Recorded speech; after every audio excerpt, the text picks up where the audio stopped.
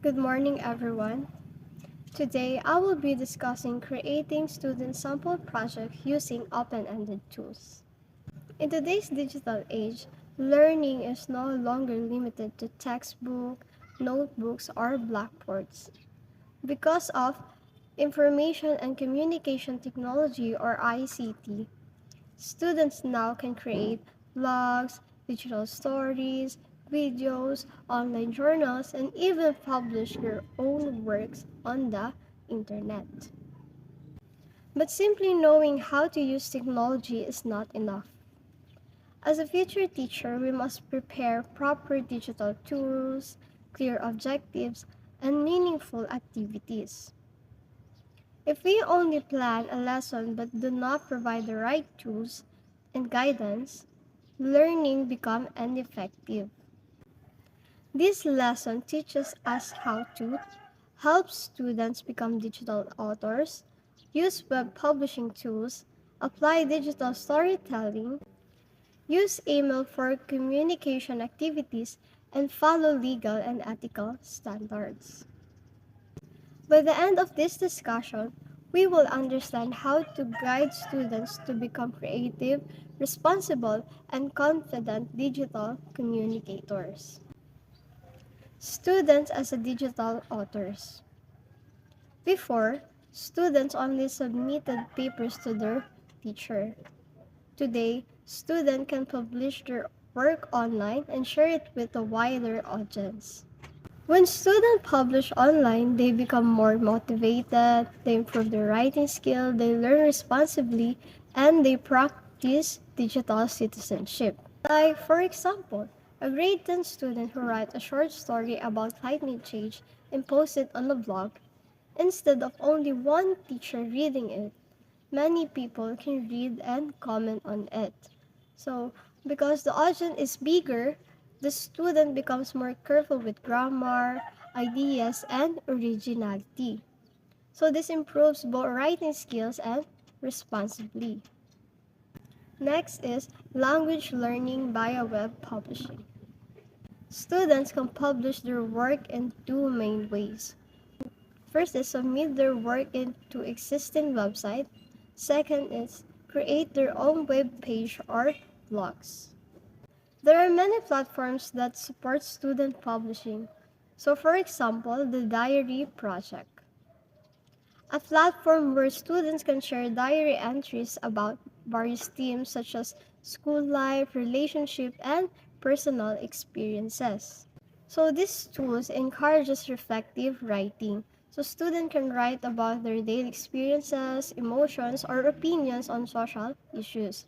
So because diary writing is personal, it helps students develop authentic voice and emotional expression.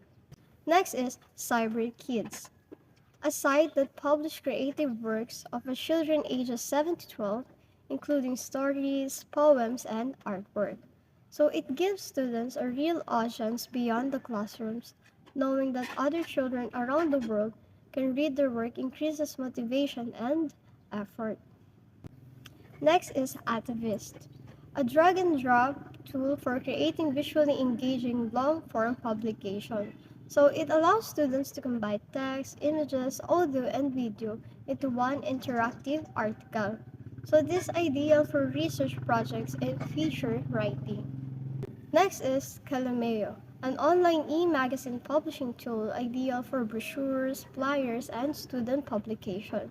So students can create class magazines, newsletters, or research compilations that look professional and interactive. Storybird, a storytelling community where students can create storybooks and poetry using artwork from global artists. Like, students choose artwork first, then write story inspired by the images. So this enhances creativity and descriptive writing. Next is Flipsnack, a flipbook creator that transforms PDFs into interactive publication. It makes students' outputs visually engaging. Instead of submitting their plain documents, student presents work into an interactive format. And the last one is Penzo, a digital journaling tool that supports reflective writing and classroom journal management. It promotes personal reflection, critical thinking, and emotional literacy. So these tools help students practice writing in creative and interactive ways. Students may also learn basic HTML, which stands for Hypertext Markup Language. So HTML helps students understand how websites are created. So next is enhancing language skills through digital storytelling. Digital storytelling combines text, images, audio, and video. It helps develop the four macro skills, which is listening, speaking, reading, and writing. Some useful tools include Stealer, a pre-app focus on visual storytelling through photos and text. So it is useful for travel writing, cultural stories, and project documentation. Next is Adobe Spark Page or Adobe Express, a web-based tool for creating visually appealing web stories without coding. So students can present reports in a storytelling form instead of traditional slides. Next is WeVideo, a video editing platform designed for educators and students. So students can create documentary, blogs, or storytelling videos. So it enhances speaking, script writing, and ethical editing skills. Next is Poplet, a tool for organizing ideas visually through mind maps. So it helps students visually map ideas before writing essays or stories. And the last one is Book Creator, an open-ended tool that allows students to create interactive books with multimedia content. So students can combine text, drawings, voice recordings, and videos in one book. So for example, a student create a short video about my life during pandemic using WeVideo. So the student records narration, add photos, and includes background music. So this practice writing a script, speaking clearly, organizing ideas, and editing media. So all four macro skills are used in one activity. Digital storytelling also builds creativity, confidence, critical thinking, and collaboration. Next is enhancing language skills through email activities. So email activities allow students to communicate beyond the classroom. So pen pal exchanges.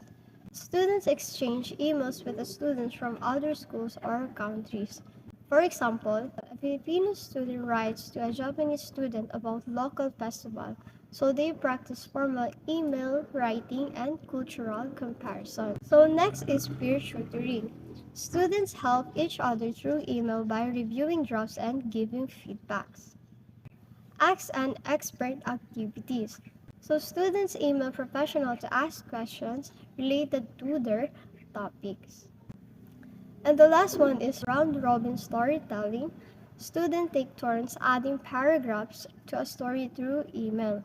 So for example, each student writes one paragraph of a mystery story and send it to the next classmate. So this builds creativity and collaboration. Some platform includes Beluga, connects classroom worldwide, ePulse connects to students for collaborative projects, and Epatico connects classroom through live video and messaging. Next is publication requirements and legal consideration. While technology is helpful, students must follow legal and ethical rules. So first is copyright law protects original works. Students must avoid plagiarism and always give a credit to authors. So in the Philippines, there are important laws.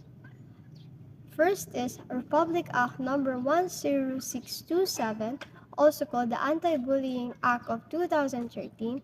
It protects students from bullying, including cyberbullying. Another one is Republic Act 10175, also known as the Cybercrime Prevention Act of 2012.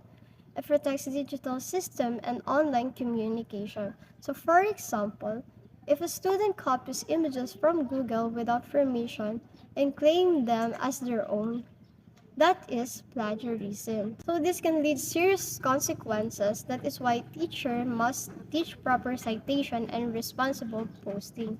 So teacher must ensure respectful communication, proper citation, and safe online behavior.